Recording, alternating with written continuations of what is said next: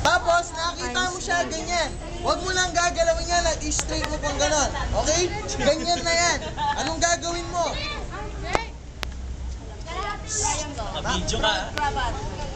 I-upload to sa YouTube. Makinig kayo. Hi, ma'am. Hi, ma'am. I miss you. Okay. Introduce yourself. Makinig kayo. Kanina, nakatayo yan. Ngayon, naka-side siya.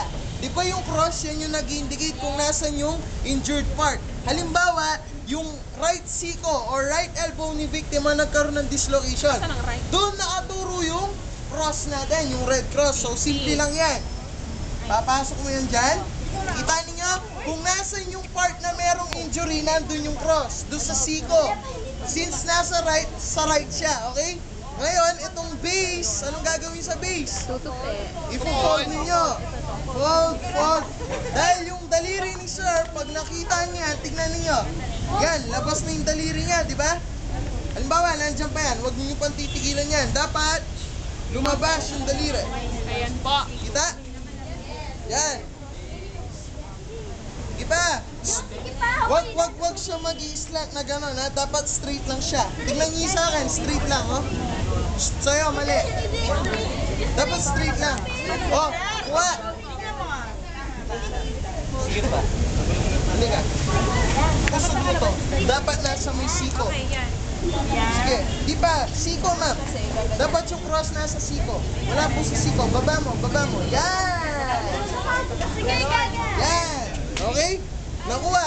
Ngayon, yung isang tail, yung nasa baba, ko-cover ko yung elbow niya. Kuha. Sir, Nano. Daan lang. Oh, tapos dadaan yan sa may shoulder Daan ninyo. lang. Hindi siya papatong, ha? Dadaan. Nakuha, yan. Tama yan. Sige, yan. Tapos, ito yung isang tail.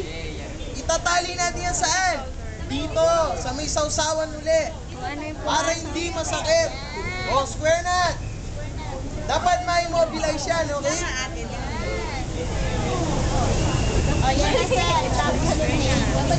Tapos, itago yung tails. Paano po itatago?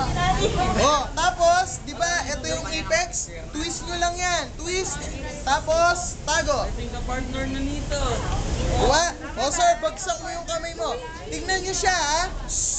Twisted. Tignan nyo. Twist lang, tapos pasok. Twist lang. Paano yung kamay po niya? Ayan, ganyan lang yan. Kaso dapat dadaan. Sasanap kami. Oh, dapat pabagsak yung kamay. Sir, bagsak mo yung kamay. Tingnan niyo, naka-immobilize siya. Dapat hindi yan matatanggal. Maliwanag. Yan ang arm sling.